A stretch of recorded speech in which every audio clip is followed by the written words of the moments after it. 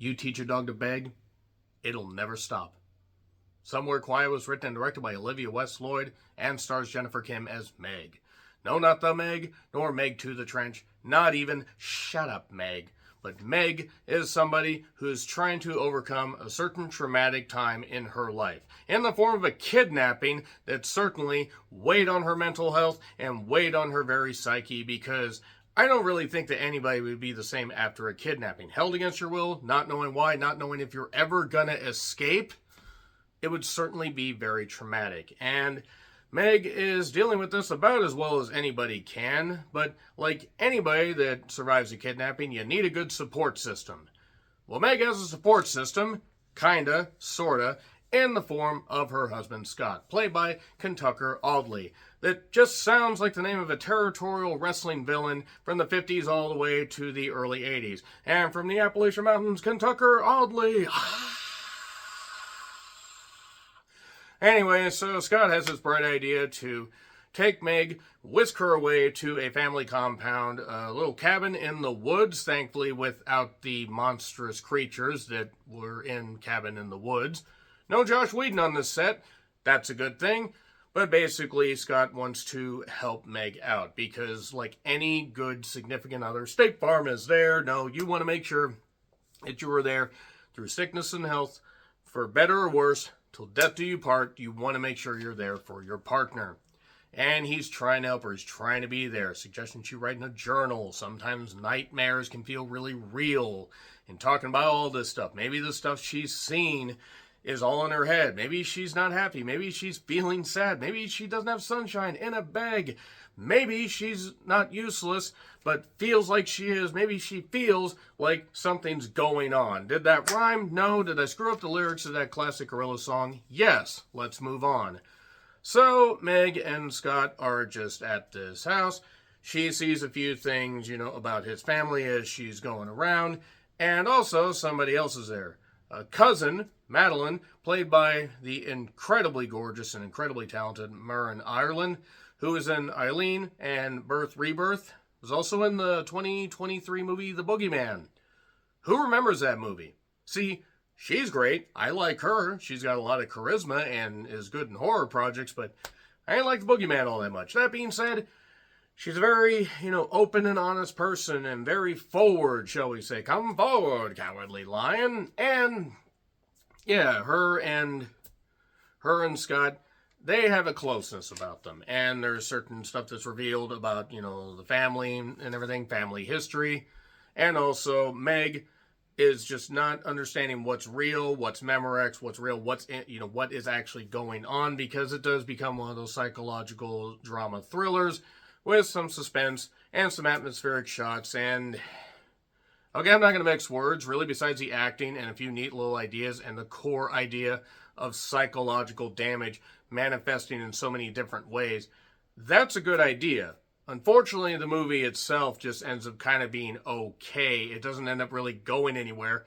And while I understand what it was trying to say, and it has a few spikes where, okay, something's bubbling up to the surface. I don't mind a slow burn, but Jesus Christ, if you don't turn on the burner for about 80% of the goddamn movie, what's the point? I don't mind slow moving, but you have to actually give us little crumbs of information and stuff to go on, or you could just lay everything out right in the goddamn beginning, which is what they do. In the opening, in a part where Meg sees a news report, they pretty much just reveal everything and lay all their goddamn cards on the table, and any attempts at twists or whatever. It amounts to an okay ending, but I don't know, this didn't gel for me. It had its moments, and I think Jennifer Kim did a pretty good job in the lead, and I would have liked to have seen, these actors in a bit of a better project, and Olivia West Lloyd shows, an ability to actually frame some pretty good shots and have a few decent sparks, but as far as, a full-length project, this didn't have enough meat on it.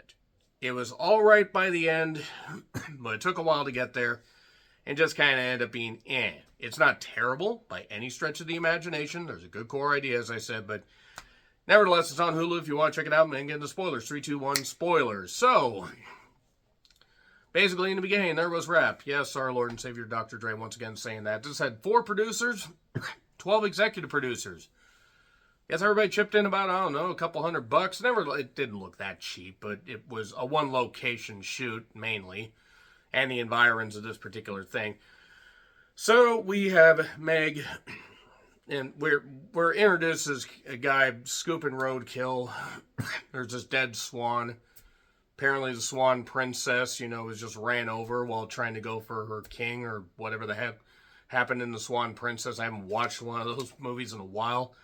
But then suddenly, Meg shows up, has a gun, gets the truck, and starts screaming and racing off. So, okay, that's pretty much your rap right there. Maybe she's escaping her kidnapping.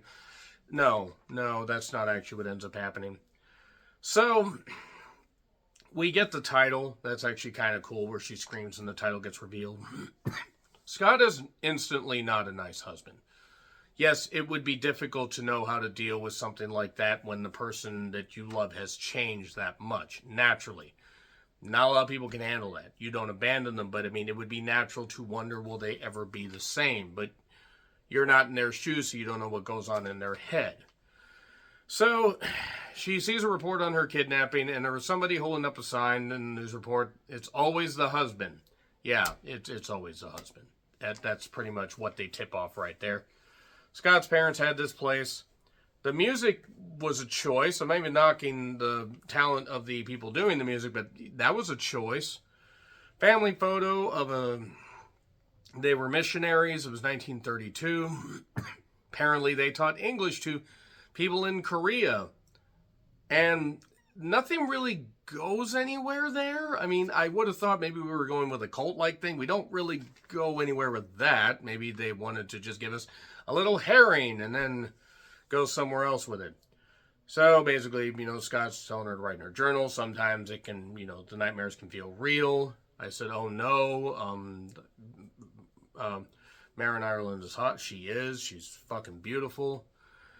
She says she's his cousin. She's not his cousin, by the way. She's his lover. I'm just going to say that right here to save time, because I think that was pretty goddamn obvious. This is all a plot, basically to drive Meg more insane. Because Meg will never be the same. She's broken. All this stuff. Madelin basically, pokes and prods her. And just everything, just kind of like, needling her a little bit. Scott is not all that supportive. Again, it's very obvious where they're going from the beginning. And she, Madelin has a dog. Don't teach a dog to beg, or otherwise that's all it'll do. And there were things that they could have explored in this, I think, that probably would have benefited the runtime a little bit more, instead of like some plotting and walking around. So there's a motorcycle in the in this garage that factors into a little bit of a later act. There's a guy named Joe. Hello, Joe, who doesn't realize that Meg is married to Scott, and the Whitmans own this whole thing, or own a part of it, or whatever it is. It turns out that, maybe Madelin has a sick mother, even though we kind of see her, we kind of don't. We see an old lady. But anyway, the death would be a mercy. But, oh, look, I have a gun. The gun's for coyotes. It's not for hunting humans or torturing people that are psychologically damaged. Why would you think that? So, she broke a plate earlier. Meg did. And it basically said, prepare to meet thy God. So, we have a religious connotation thing. Maybe going back to what the missionary position was for this family. Gross. And then she talks, there are little crumbs of information, like her kidnappers poisoned her food at times, made her film videos begging Scott to help her. But he didn't get these videos. The reason he didn't get these videos is because they were mailed to their apartment somehow, and he was off with Madelin. Again, Marin Ireland is a beautiful woman, but if you're married, you don't do that. You don't do that. Certainly don't sleep with a married person. Why would anyone do that? I wouldn't. But I said Joe's in on this. It actually turns out he's not, but I would have thought that he might have been. He does end up getting a little close with Meg, but then you think that this might be her manifesting stuff and not actually anything bad going on. He he's going to like try to maybe take her back to his place, but she freaks out and runs. But then he's all wondering what the hell is going on. So is this stuff she's seen? Is the stuff that's actually going on? I don't mind questions being left unanswered, but when you keep leaving this many, bits of information or bits of, whatever, and you don't really cohesively go with it, I don't know. But, at one point, she takes a motorcycle, she ends up seeing things and ends up accidentally running over the dog. Maybe she runs over the dog, maybe she doesn't. Maybe it was just, maybe the dog was hit by somebody else, even though there's no other characters in this besides the people I mentioned. So, basically, she's freaking out. She sees, a little bit earlier before this, Scott and Madelin a little bit too close, because they're not cousins, obviously. This is not Deliverance. And she sees that he got the videos. It's on a flash drive that was hidden in a drawer. And all this crazy, stuff that he's lied about.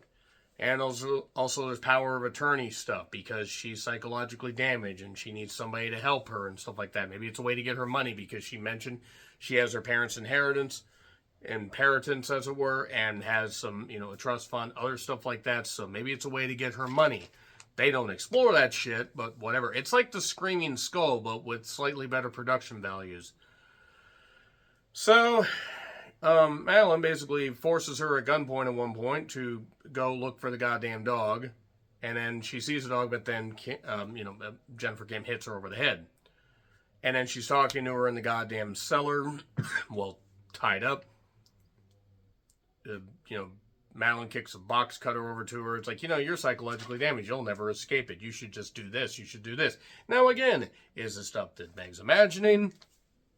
Was it actually a big plan all along between Scott and Madelin? Yes, it was, because that much is pretty much revealed, at least as much as possible. So, Scott doesn't know who took her. Scotty doesn't know, in other words. That's a deep cut. But he didn't know about the video because he was with her. And then he tries to kill her because he's sick of all this. But then she cuts him in somewhere in the leg or whatever with a box cutter to get away. And she's got a gun. And she points the gun at him, just wants to go home. She's been wanting to go home for a while. Well, you got the gun, go ahead and go. But then, naturally, not twisted in the head in a bad way, but she's warped because of all this horrible shit she's gone through. So then he tries to get her, and there was this thing a little bit earlier about, swimming in the ocean, and she would feel like she was being drowned, first by him, but then by him and Madelin letting her just drown and everything, not even trying to save her because they wanted to get rid of her. They wanted to get the money, they wanted to do whatever. But then it turns out she actually shot him, and then she runs away, she gets in the truck and screams, and yeah. And then she stops the truck, and that's about it. That's about it right there. I'm not going to lie, this movie kind of bored me. It wasn't bad. It gets a C for, the good parts, but it's pretty boring. Not really memorable. Anyway, so agree, disagree, what I said, like, share, subscribe, Twitter handle in the description. I'm John Reithlin. I'll see you soon.